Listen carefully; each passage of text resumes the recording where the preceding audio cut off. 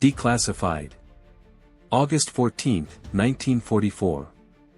The ancient stone walls of a French monastery outside Falaise trembled under the relentless pounding of German artillery shells, each explosion sending dust cascading from the vaulted ceiling like deadly snow. Private First Class Tommy Kowalski pressed his back against the cold limestone, feeling the vibrations travel through his bones as another 88mm round struck the courtyard just 50 yards away. The acrid smell of cordite mixed with the sweet stench of death that had begun to permeate the air around the makeshift Allied defensive position. Through the shattered stained glass windows, he could see the rolling Norman countryside that had once been peaceful farmland, now cratered and scarred by weeks of brutal fighting as the German 7th Army desperately tried to break through the Allied encirclement. The monastery sat on a strategic hill overlooking the only viable escape route for nearly 200 elite Waffen-SS troops who had been cut off during Operation Totalize. These weren't green recruits or aging Volkssturm militiamen, these were hardened veterans of the Eastern Front, men who had survived Stalingrad and Kursk, equipped with the latest STG-44 assault rifles, Panzerfausts, and commanded by officers who had learned their deadly craft in the frozen hell of Russia. Intelligence reports indicated they were carrying crucial documents about German defensive positions along the Siegfried Line, information that could save thousands of Allied lives if captured, or cost them dearly if it reached German high command. Tommy wiped the sweat from his dirt-stained forehead with the back of his hand, leaving a streak of mud across his pale skin. At 22, he looked younger than his years, with the kind of open, honest face that belonged on a farm in Wisconsin rather than in the killing fields of France. His uniform, once the standard olive drab of the U.S. Army, was now a patchwork of mud stains, burn marks, and hastily applied field repairs. The M1 Garand in his hands felt heavier with each passing hour, its wooden stock worn smooth by countless hands before his own. The situation was deteriorating rapidly. Captain Morrison's voice crackled over the radio, strain evident even through the static interference caused by nearby shell bursts. Baker Company, this is Control. Enemy force estimated at 200 personnel, well-armed and desperate. They know we're between them and their only way out. Intel suggests they'll make their move within the hour. We cannot let them break through, repeat, cannot let them break through. The mathematics of their predicament were brutally simple.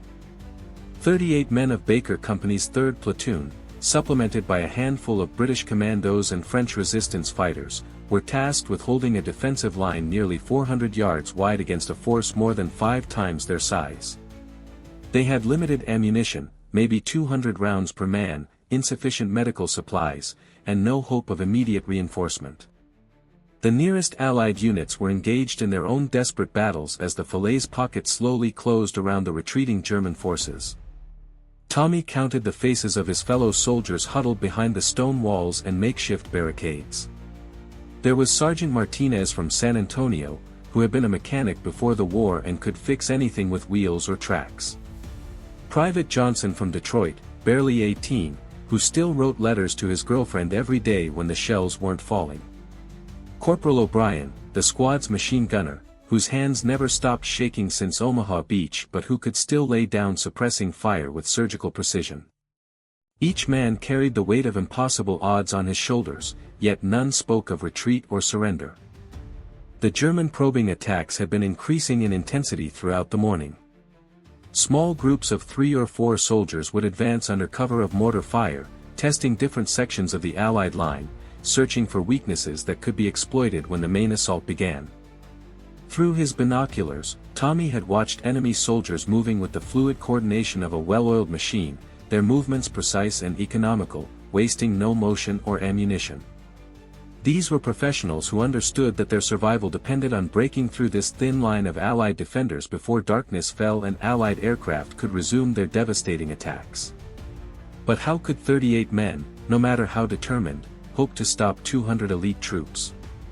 The question had been gnawing at Tommy's mind since dawn, when the full scope of their situation had become clear.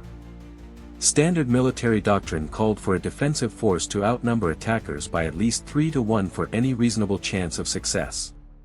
Here, they were outnumbered more than 5 to 1, with limited ammunition and no fallback positions. Yet somehow, by the end of this day, a farm boy from rural Wisconsin with what everyone would later call a stupid bucket idea, would not only stop the German breakthrough attempt but would do so in less than 60 minutes, using materials that most soldiers would have dismissed as worthless junk. The morning sun climbed higher over the Norman countryside, casting long shadows through the monastery's broken windows as Tommy Kowalski prepared to change the course of a battle with an innovation so simple, so unexpected, that it would be studied in military academies for decades to come. Tommy Kowalski had grown up on a dairy farm outside Madison, Wisconsin, where the horizon stretched endlessly across rolling hills covered in corn and alfalfa. His father, Stefan Kowalski, had immigrated from Poland in 1920 with nothing but calloused hands and an unshakable work ethic, eventually saving enough to purchase 40 acres of land that previous owners had considered too rocky and difficult to farm profitably. What others saw as obstacles, Stefan viewed as opportunities for innovation. When the rocky soil made traditional plowing impossible, he developed a system of terraced farming that actually improved water retention during dry summers. When equipment broke down during critical harvesting periods and replacement parts were expensive or unavailable, he taught Tommy to fabricate solutions from scrap metal, spare lumber, and whatever materials were at hand. This upbringing created in Tommy an unusual combination of practical problem-solving skills and creative resourcefulness that would prove invaluable during the war. By age 16, he could repair complex farm machinery, improvise irrigation systems from salvaged pipes and barrels, and had developed several innovations that neighboring farmers began copying. His most notable creation was an automated hay-gathering system built from old bicycle parts, rope, and a modified cream separator that doubled the efficiency of their harvesting operation while requiring only one-third the manual labor. The decision to enlist came on December 8, 1941, the day after Pearl Harbor. Tommy had been listening to President Roosevelt's address to Congress on their old Philco radio while helping his father repair a broken milking machine. When the president spoke those famous words about a date which will live in infamy, Tommy looked at his father and saw tears streaming down the older man's weathered cheeks. Stefan had lost 3 brothers fighting the Germans in Poland during World War I, and the thought of Nazi forces threatening American soil awakened memories he had tried to bury for 20 years. "Tommy," his father said in his heavily accented English, "this country gave us everything. Now maybe we give something back, yes." The next morning, despite his father's desperate need for help during the upcoming spring planting season, Tommy walked the 12 miles to the Army recruitment office in Madison and enlisted in the infantry. He was 20 years old, stood 6 feet tall, and weighed 170 pounds of farm-hardened muscle and determination. Basic training at Camp McCoy, Wisconsin, should have been a natural fit for someone with Tommy's rural background and physical conditioning, but it proved to be one of the most challenging periods of his life. The rigid military structure clashed with his informal, problem-solving approach to tasks. When Drill Sergeant Murphy ordered recruits to dig foxholes in a specific manner, Tommy couldn't resist suggesting improvements based on his experience digging drainage ditches on the farm. When the standard method for assembling and cleaning the M1 Garand seemed inefficient, he developed a faster technique that other recruits began adopting. These initiatives, while well-intentioned, earned him a reputation as a troublemaker who didn't respect authority. Sergeant Murphy, a career soldier who had served in the Philippines before the war, viewed Tommy's suggestions as insubordination and made his life increasingly difficult.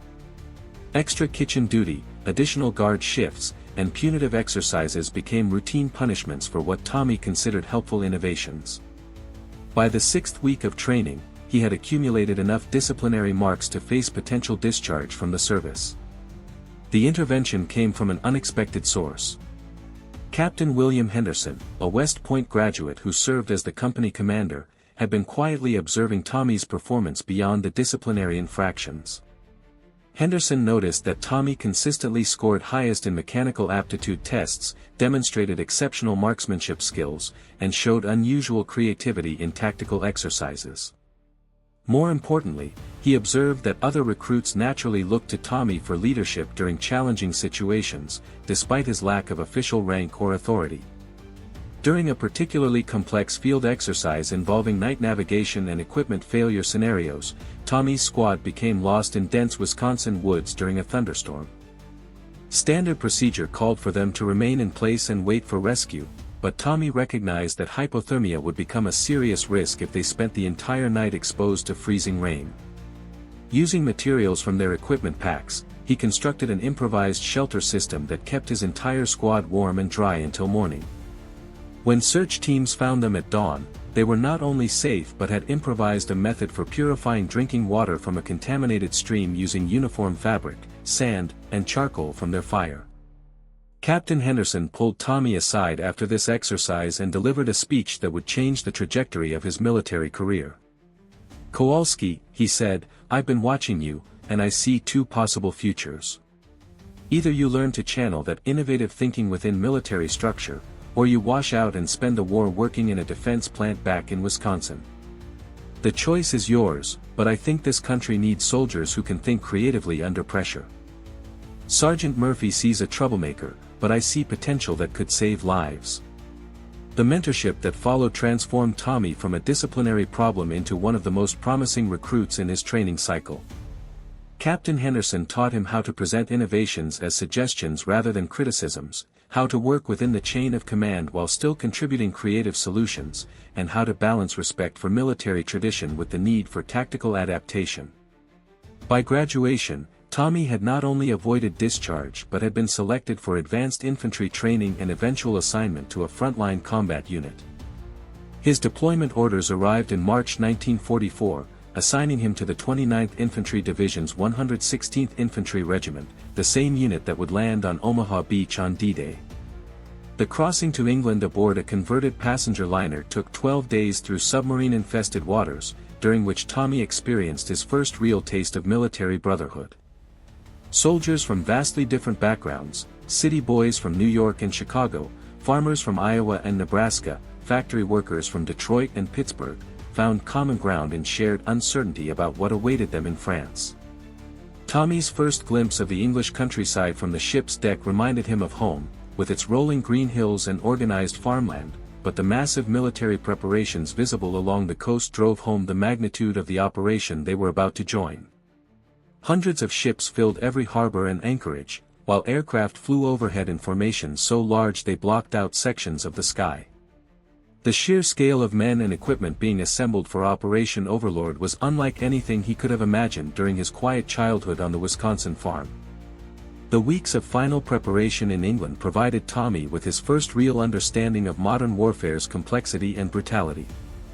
Training exercises using live ammunition resulted in casualties that drove home the deadly serious nature of their mission. Intelligence briefings about German defensive positions along the Atlantic Wall revealed the sophisticated nature of the obstacles they would face. For the first time, Tommy fully grasped that his innovative thinking and problem-solving abilities might be the difference between life and death, not just for himself but for the men who would depend on him in combat. The farm boy from Wisconsin was about to become a soldier in the greatest military operation in human history, carrying with him a unique combination of practical skills and creative thinking that would soon prove invaluable in the ancient monastery outside Falaise. The hedgerow country of Normandy presented tactical challenges unlike anything Tommy had encountered during training exercises in England or Wisconsin. These ancient earthen barriers, topped with centuries of grown vegetation and connected by narrow dirt roads, created a natural fortress system that favored defenders while channeling attacking forces into predictable killing zones. Each field became a separate battlefield, requiring individual conquest before advances could continue, and the Germans had spent 4 years perfecting their defensive techniques in this terrain. Tommy's first combat experience on June 8, 2 days after D-Day, had been a brutal education in the realities of warfare against experienced opponents. The 116th Infantry Regiment was tasked with advancing inland from Omaha Beach toward the strategic town of Isigny, but German resistance proved far more sophisticated than intelligence estimates had suggested. Machine gun nests were positioned with overlapping fields of fire, mortar crews had pre-registered targets on likely approach routes, and snipers with excellent camouflage discipline picked off unwary soldiers who exposed themselves for even seconds. During one particularly intense firefight near the village of Vierville, Tommy witnessed firsthand how conventional tactics often proved insufficient against well-prepared defensive positions. His platoon spent 3 hours attempting to assault a single machine gun nest that was holding up the entire company's advance. Direct frontal attacks resulted in casualties without achieving any tactical success. Flanking maneuvers were impossible due to additional German positions that covered the approaches. Artillery support was limited because shells had to be conserved for larger objectives, and the proximity of German and American positions made accurate targeting extremely difficult. The breakthrough came when Tommy noticed that the German machine gunners were following a predictable pattern in their defensive fire, sweeping their weapons in regular arcs that left brief gaps in coverage. More importantly, he observed that they were conserving ammunition by firing in short, controlled bursts rather than continuous streams, creating momentary windows of opportunity for rapid movement. Using hand signals to coordinate with 3 other soldiers, he developed an impromptu tactic that involved precise timing of individual rushes during the brief pauses in German fire, allowing his small team to advance incrementally while the main force provided covering fire. This technique, born from careful observation and creative thinking rather than formal military doctrine, successfully enabled them to reach a position where they could neutralize the machine gun nest with grenades. More significantly, it demonstrated to Tommy's platoon sergeant and company commander that his innovative approach to tactical problems could produce results when conventional methods failed. Word of his success began to spread through the regiment, earning him a reputation as someone who could find solutions to seemingly impossible situations. The weeks that followed D-Day provided numerous opportunities for Tommy to refine his observational skills and develop new approaches to combat challenges. When standard communications equipment proved inadequate in the dense hedgerow terrain, he improvised signal systems using reflecting mirrors salvaged from destroyed vehicles. When ammunition supplies became critically low during extended firefights, he developed methods for recovering and redistributing unused rounds from casualties, significantly extending his squad's combat effectiveness. When German sniper activity made daylight movement extremely dangerous, he created camouflage techniques using local vegetation that allowed soldiers to move undetected across open ground. Each innovation built upon his fundamental understanding that successful warfare required constant adaptation to changing circumstances. The Germans they faced were not static targets but intelligent opponents who continuously modified their tactics in response to Allied actions. Traditional military doctrine provided excellent foundations for combat operations, but victory often required creative solutions to unique problems that no training manual had anticipated. Tommy's farm background had taught him that successful problem-solving required careful observation, creative thinking, and willingness to experiment with unconventional approaches. By early August, as Allied forces fought to complete the encirclement that would become known as the Falaise Pocket, Tommy had earned promotion to private first class and unofficial recognition as one of the most tactically innovative soldiers in his company. His techniques had been adopted by other squads and platoons, and officers throughout the regiment consulted him when facing particularly challenging tactical situations. This reputation would prove crucial when Baker Company found itself facing an impossible defensive mission at the monastery outside Falaise. The specific problem that confronted them on the morning of August 14 represented everything that made warfare in the hedgerow country so challenging, magnified by the desperate circumstances of 200 elite German troops fighting for their lives. The monastery's position on elevated terrain provided excellent observation and fields of fire, but the same features that made it defensible also made it a natural choke point that attacking forces would be forced to traverse. Standard defensive doctrine called for prepared positions, overlapping fields of fire, and sufficient ammunition to sustain prolonged combat, but Baker Company possessed none of these advantages in sufficient quantity. Tommy spent the early morning hours studying the terrain through binoculars, noting every detail of the approaches the Germans would be forced to use in their breakthrough attempt. The monastery sat on a hill that rose approximately 60 feet above the surrounding countryside, with steep slopes on 3 sides and only one practical approach road winding up from the valley below. Ancient stone walls surrounded the complex, but decades of neglect had created numerous gaps that attacking forces could exploit. The main buildings provided excellent cover for defenders, but they also created blind spots where enemy soldiers could advance undetected. More critically, Tommy observed that the German force had been conducting reconnaissance operations throughout the night, sending small teams to probe different sections of the Allied defensive line. These reconnaissance efforts revealed a sophisticated understanding of military tactics and suggested that the coming assault would be coordinated and professional rather than a desperate, disorganized attempt to break through. The Germans knew exactly what they faced and were preparing accordingly, which meant that conventional defensive measures would likely prove insufficient. The moment of inspiration came as Tommy watched the morning mist rising from the valley below, creating patterns of visibility and concealment that shifted constantly as air currents moved the fog in different directions. He remembered similar conditions on the farm during early autumn mornings, when visibility across the fields would change dramatically within minutes as weather patterns evolved. More importantly, he recalled a technique his father had used to manage water flow during spring floods, when normal drainage systems became overwhelmed and creative solutions were needed to prevent crop damage. The connection between these seemingly unrelated experiences sparked an idea so simple and unexpected that Tommy initially dismissed it as impractical. But as he continued to study the terrain and consider the tactical situation, the concept began to develop into a comprehensive plan that could potentially turn their desperate defensive position into a devastating trap for the attacking German forces. The innovation would require materials that most soldiers would consider worthless, techniques that violated conventional military doctrine, and timing so precise that a single miscalculation could result in complete failure. Yet Tommy realized that this unconventional approach might represent their only realistic chance of stopping a force more than 5 times their size with the limited resources at their disposal. The farm boy's stupid bucket idea was about to become a tactical innovation that would save dozens of Allied lives while capturing crucial intelligence that could shorten the war in Europe. The innovation that would stop 200 elite German troops began with Tommy's observation of 3 seemingly unrelated elements scattered around the monastery grounds: dozens of damaged water buckets from the monastery's destroyed kitchen facilities, several barrels of cooking oil that had somehow survived the artillery bombardment, and approximately 50 yards of rope that the previous occupants had used for various agricultural purposes. To any reasonable observer, these items represented nothing more than debris from a religious community disrupted by war, but Tommy saw the foundation for a tactical revolution. His father's flood control technique had involved creating temporary diversions that redirected water flow away from vulnerable crops during spring flooding. The key principle was that even massive volumes of moving water could be managed through strategic placement of obstacles that didn't attempt to stop the flow completely but rather channeled it into directions where it would cause less damage.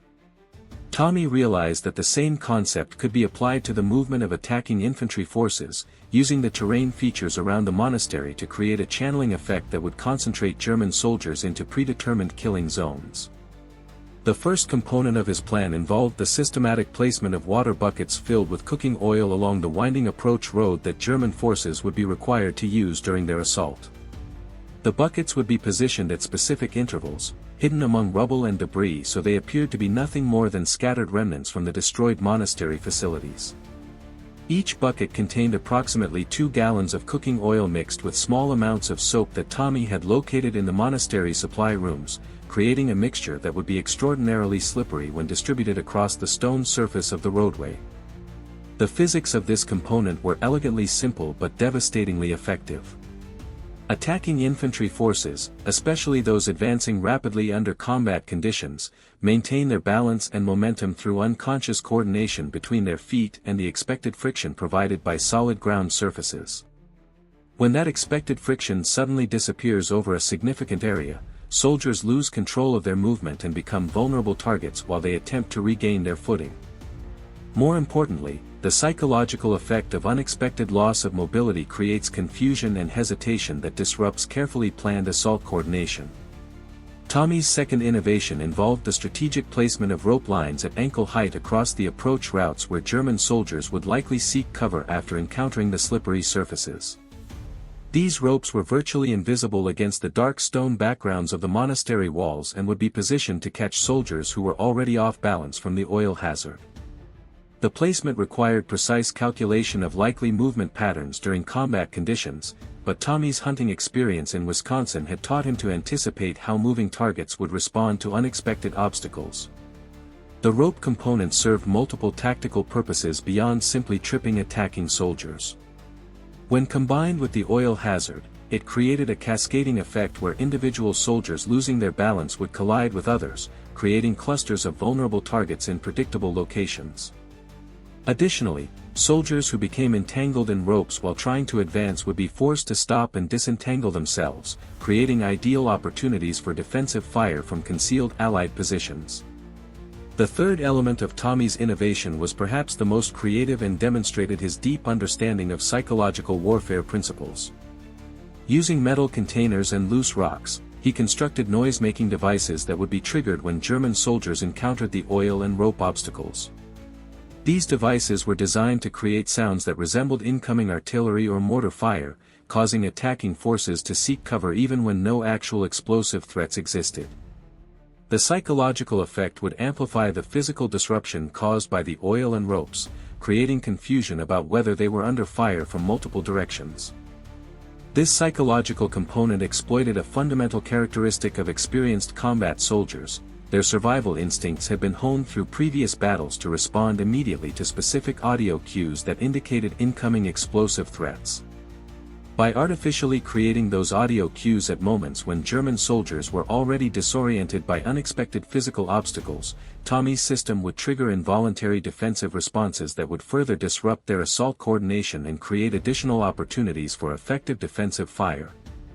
The engineering challenges of implementing this system within the limited time available required every innovation technique Tommy had learned on the farm. Buckets had to be positioned with mathematical precision to ensure that spilled oil would create maximum coverage across the roadway while appearing to be randomly scattered debris. Rope lines required careful measurement and camouflage to ensure they would be virtually invisible until the moment of contact. Noise-making devices needed to be calibrated to produce realistic audio signatures while remaining hidden from German reconnaissance efforts. Perhaps most critically, the entire system had to be synchronized so that German forces would encounter each element in a specific sequence that would maximize disruption while providing optimal opportunities for defensive fire. Tommy calculated that the oil hazard would slow the initial assault wave, the rope obstacles would create confusion and clustering among soldiers attempting to advance past the slippery areas, and the noise devices would trigger defensive responses that would keep German forces pinned down in predetermined locations where Allied defenders could engage them effectively. The materials procurement required creative scavenging throughout the monastery complex and surrounding areas. Cooking oil came from kitchen storage areas that had been overlooked during the initial German occupation. Rope was gathered from barn facilities, well equipment, and even religious bell hanging systems. Buckets and containers were collected from dozens of locations, including damaged farming equipment, broken religious artifacts, and abandoned military supplies. Each component had to be tested to ensure it would function reliably under combat conditions. Tommy's testing process involved carefully controlled experiments conducted during brief lulls in German artillery bombardment. Oil and soap mixtures were tested on small sections of stone surfaces to determine optimal consistency for maximum slipperiness. Rope placement was practiced repeatedly to ensure proper tension and camouflage techniques. Noise-making devices were calibrated using different combinations of metal and stone materials until they produced convincing audio signatures. The most challenging aspect of preparation involved convincing his commanding officers to authorize implementation of such an unconventional defensive plan. Captain Morrison initially dismissed the idea as impractical and potentially dangerous to Allied forces, pointing out that creating obstacles along approach routes could interfere with potential Allied retreat or reinforcement operations. Sergeant Martinez expressed concern that the innovation relied too heavily on precise timing and coordination to be reliable under actual combat conditions. Tommy's persuasive argument focused on the mathematical reality of their tactical situation. Conventional defensive measures offered virtually no realistic possibility of stopping a force more than 5 times their size, especially given their limited ammunition supplies and lack of prepared positions. His innovation represented a force multiplier that could potentially level the tactical playing field by using the attacking force's momentum and expectations against them. More importantly, the system could be implemented using materials that were readily available and would not compromise their conventional defensive capabilities. The final authorization came when Allied intelligence reported that German breakthrough attempts were imminent and that conventional reinforcements would not arrive in time to significantly improve their defensive prospects. Faced with certain defeat using traditional methods, Captain Morrison approved Tommy's plan as their best hope for completing the mission and preserving Allied lives. The Farm Boy's innovation was about to receive its ultimate test against 200 of Germany's most experienced and determined soldiers. The morning of August 14 dawned gray and humid, with heavy clouds promising afternoon thunderstorms that would complicate both defensive and offensive operations. Tommy had completed his final preparations during the pre-dawn darkness, using the last hours before German reconnaissance activities resumed to make final adjustments to bucket placement, rope positioning, and noise device calibration. Every element of his innovation was now in place, hidden among the apparent debris scattered throughout the monastery grounds and appearing to casual observation as nothing more than the random destruction that warfare had visited upon this ancient religious community. German forces began their final reconnaissance activities at approximately 0630 hours, sending small teams to confirm their intelligence about Allied defensive positions and identify any changes in the tactical situation since their previous observations. Tommy watched through binoculars as enemy soldiers moved with the practiced efficiency of professionals who had conducted similar operations countless times on battlefields across Europe. Their equipment was superior to standard German infantry gear, featuring the latest STG-44 assault rifles, advanced radio communications systems, and specialized combat engineering tools designed for breaking through fortified positions. The German commander, later identified as Sturmbannführer Klaus Weber, a veteran of campaigns in Poland, France, and Russia, had positioned his forces in 3 assault groups designed to strike the Allied defensive lines simultaneously from different directions. Intelligence captured after the battle revealed that Weber's plan called for a coordinated artillery barrage followed immediately by rapid infantry advances that would overwhelm specific sections of the Allied line before defenders could reposition to respond effectively. Each assault group contained approximately 60 soldiers, with the remaining 20 held in reserve to exploit whichever breakthrough appeared most promising. At 0800 hours, the German artillery preparation began with a devastating barrage from 4 105mm howitzers that had been carefully positioned during the night to provide maximum coverage of the monastery complex. Shells exploded with earth-shaking violence, sending fragments of ancient stone flying through the air like deadly hail while filling the courtyard with choking dust that reduced visibility to mere yards. The bombardment continued for exactly 12 minutes, a duration calculated to suppress Allied defensive positions without providing sufficient time for Allied counter-battery fire to locate and neutralize the German artillery positions. Tommy huddled behind the protective stone wall of the monastery's main chapel, feeling each explosion as a physical blow that seemed to compress the air from his lungs while fragments of masonry rained down around his position. Through the constant thunder of exploding shells, he could hear the distinctive whistle of incoming rounds and the sharp crack of stone fragmenting under explosive pressure. The ancient walls that had withstood centuries of weather and human conflict shook under the modern violence of high-explosive artillery, yet their massive construction absorbed punishment that would have obliterated conventional military fortifications. As the artillery barrage shifted to more distant targets, indicating the imminent beginning of the infantry assault, Tommy moved to his designated observation position where he could monitor the effectiveness of his innovation while maintaining communication with other Allied defensive positions. Through a carefully concealed aperture in the monastery wall, he had a clear view of the winding approach road where the first elements of his tactical surprise awaited the advancing German forces. Captain Morrison's voice crackled over the radio, reporting enemy movement from multiple directions and confirming that the coordinated assault was beginning exactly as intelligence had predicted. The first German assault group, advancing from the northeast along the main approach road, consisted of approximately 60 soldiers moving in textbook infantry formation with proper spacing, mutual support, and coordinated fire team tactics. These were not desperate men making a disorganized rush toward Allied lines, but professional soldiers executing a carefully planned operation with precision and discipline that reflected years of combat experience. Tommy watched as they advanced steadily up the winding road, their movements economical and purposeful, weapons held ready for immediate response to defensive fire, every soldier scanning constantly for threats while maintaining formation integrity. The lead elements of the German formation reached the first oil bucket at approximately 0815 hours, but the camouflaged containers remained unnoticed among the scattered debris until the moment when advancing soldiers stepped directly onto the slippery mixture that Tommy had distributed across the stone roadway during the pre-dawn hours. The effect was immediate and catastrophic for the attacking formation. The first soldier to encounter the oil hazard lost his footing completely, his assault rifle firing wildly into the air as he struggled to regain balance while sliding uncontrollably across the smooth stone surface. Within seconds, the precisely maintained German formation began to collapse as soldier after soldier encountered the unexpected obstacle. Men who had survived the frozen hell of Stalingrad and the tank battles of Kursk found themselves sliding helplessly across wet stone, their advanced training and superior equipment rendered useless by a simple mixture of cooking oil and soap.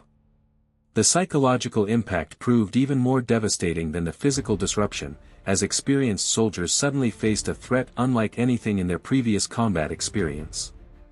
The rope obstacles, positioned with mathematical precision at locations where off-balance soldiers would naturally attempt to regain their footing, triggered the second phase of Tommy's innovation.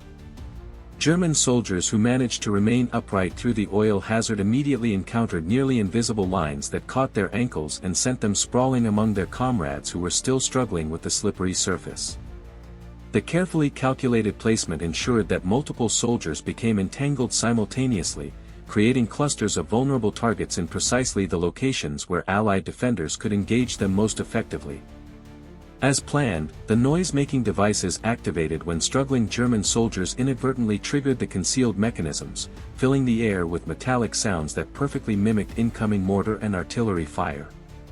The psychological conditioning that had kept these soldiers alive through years of combat now worked against them, as survival instincts forced them to seek immediate cover even though no actual explosive threats existed. Men who moments before had been advancing in perfect formation now found themselves pressed against stone walls and scattered debris, believing they were under artillery bombardment while actually remaining completely exposed to direct Allied fire. The cascading effects of Tommy's innovation exceeded even his most optimistic expectations. Within 3 minutes of first contact with the oil hazard, the entire 60-man assault group had been reduced from an effective fighting formation to a collection of individual soldiers struggling with unexpected obstacles while believing themselves to be under multiple types of attack. More importantly, their position in the predetermined killing zone allowed Allied defenders to engage them with devastating effectiveness using carefully aimed rifle and machine gun fire from prepared positions. Sergeant Martinez opened fire first with his Browning automatic rifle, sending precisely aimed bursts into the clusters of German soldiers who remained entangled in rope obstacles while struggling on oil-slicked stone surfaces. Private Johnson followed immediately with his M1 Garand, picking off individual targets who attempted to advance beyond the obstacle zone. Within minutes, organized German resistance from the first assault group had been effectively eliminated, with more than 40 soldiers killed, wounded, or captured while the remainder retreated in complete disarray toward their original positions. The success of Tommy's innovation against the first assault group had immediate tactical implications for the entire German breakthrough attempt. Radio communications intercepted by Allied intelligence revealed confusion and disbelief among German commanders who could not understand how their elite troops had been stopped so quickly and completely by what appeared to be a much smaller defensive force. The psychological impact of witnessing their most experienced soldiers defeated by unexpected tactics disrupted the coordination of subsequent assault groups and forced German commanders to reconsider their entire operational plan. By 0900 hours, less than 60 minutes after the beginning of the German breakthrough attempt, the tactical situation had been completely reversed. Instead of facing defeat by overwhelming enemy forces, Baker Company had successfully repulsed a coordinated assault while capturing more than 30 prisoners and seizing the crucial intelligence documents that had been the original objective of the defensive mission. Tommy's stupid bucket idea had not only saved dozens of Allied lives but had turned a desperate defensive action into a significant tactical victory that would be studied by military analysts for decades to come.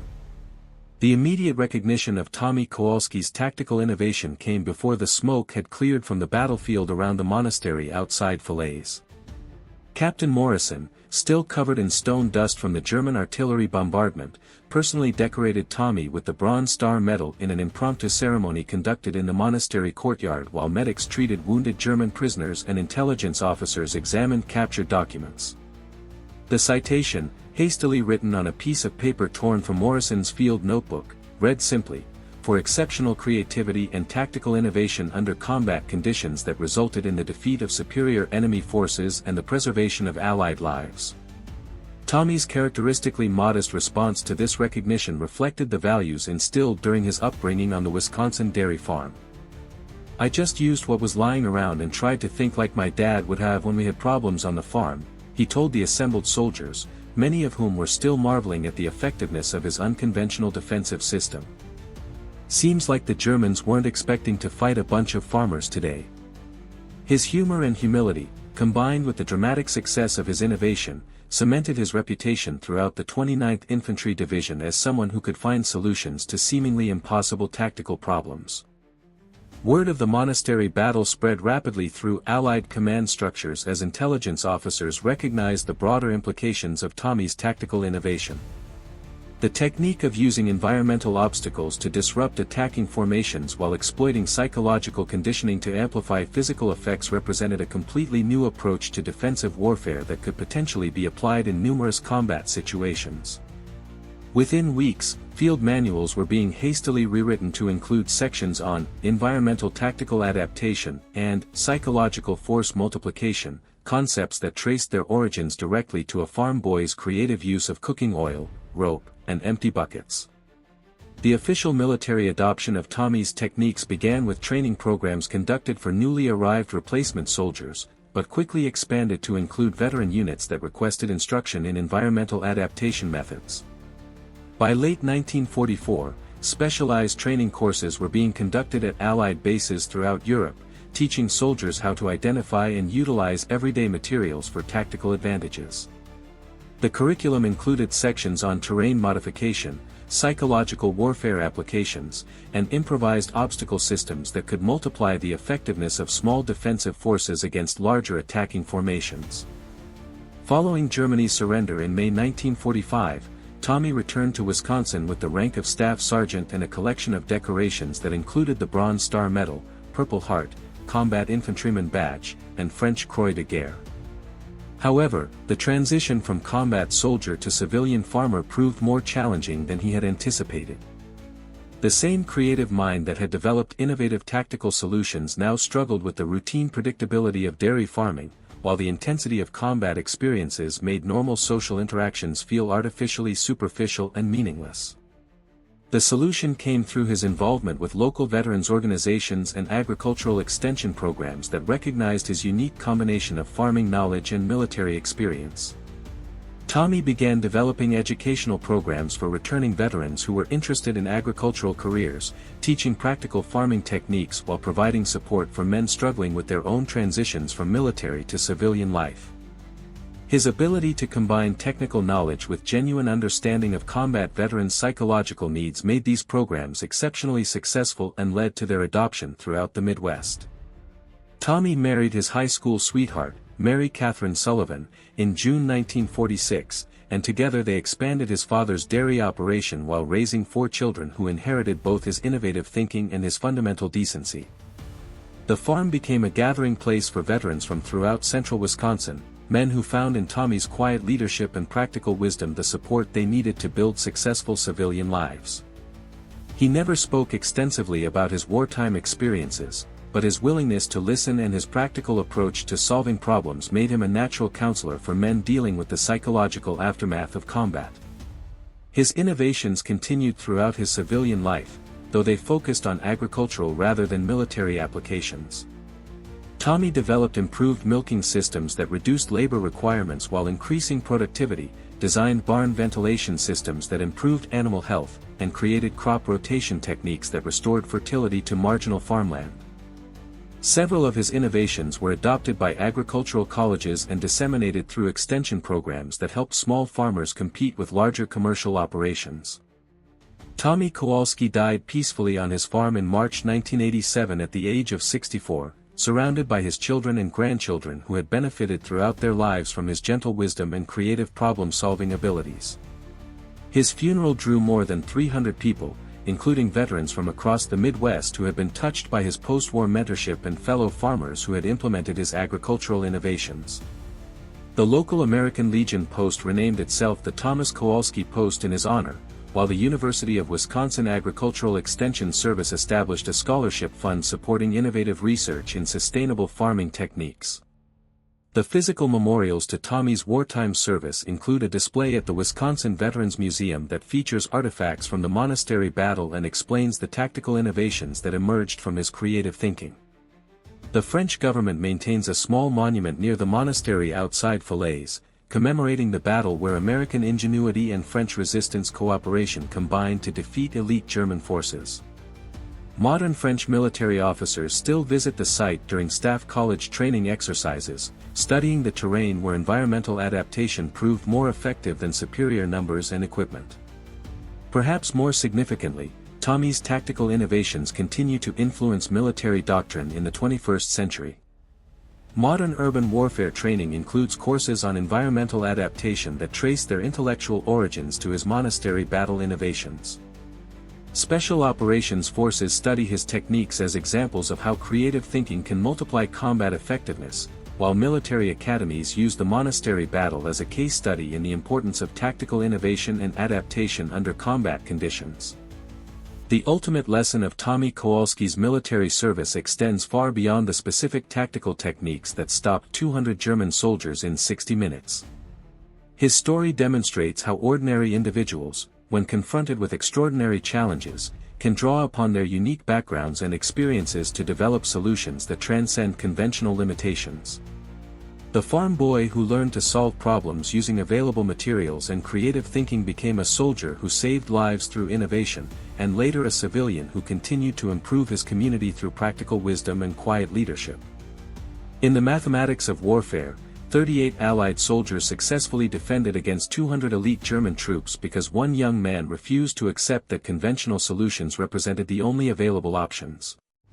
In the broader mathematics of human potential, Tommy Kowalski's life demonstrates how individual creativity and innovation, when combined with courage and determination, can change the course of events far beyond what anyone might reasonably expect from a dairy farmer's son from rural Wisconsin. The monastery battle lasted 60 minutes, but its lessons about the power of creative thinking in desperate situations continue to resonate more than 75 years later, inspiring new generations of soldiers, farmers, and ordinary citizens to look beyond conventional limitations when confronting seemingly impossible challenges.